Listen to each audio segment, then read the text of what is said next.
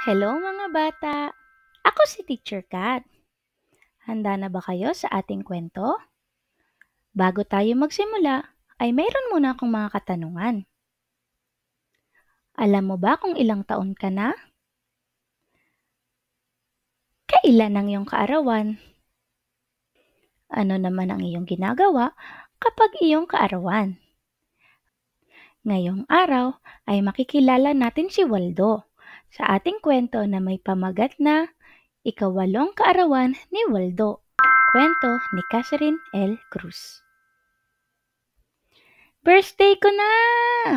Masiglang sigaw ni Waldo nang siya ay magising. Happy birthday anak! Masiglang bati ng nanay kay Waldo. O siya, maligo ka na at pagkatapos nating mag-almusal ay magsisimba tayo upang magpasalamat sa may kapal. Dagdag nito. Pagkatapos magsimba ng mag-anak, ay tinanong nila si Waldo kung saan niya gustong mananghalian para sa kaarawan nito. Sa bahay na lang po, nanay. Gusto ko kumain ng paborito kong adobo na luto mo. Pagkatapos ay mayroon akong gustong gawin.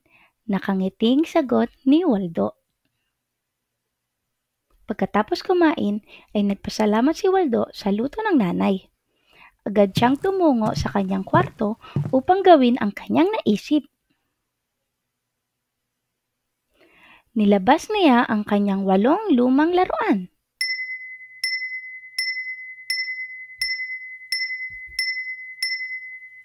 Sinunod naman niya ang 8 pinagliitang shorts.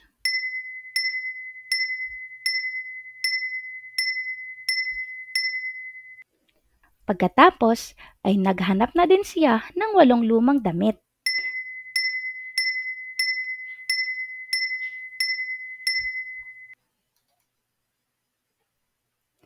Takang-taka ang nanay sa ginagawa ng anak nito.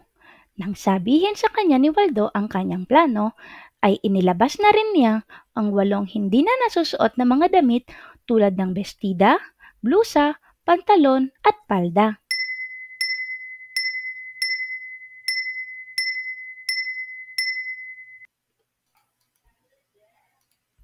Saan niyo dadalhin iyan, Kuya Waldo?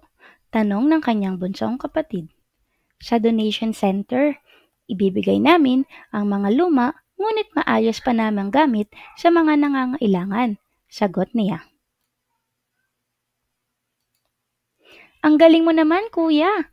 Sa susunod kong birthday ay ganyan din ang gagawin ko, manghang sabi ng kanyang kapatid. Ikawalong kaarawan ni Waldo. Kwento ni Catherine L. Cruz. Nagustuhan ba ninyo ang ating kwento? Sa susunod muli! Thank you for watching. I'm Teacher Kat. Please like and share.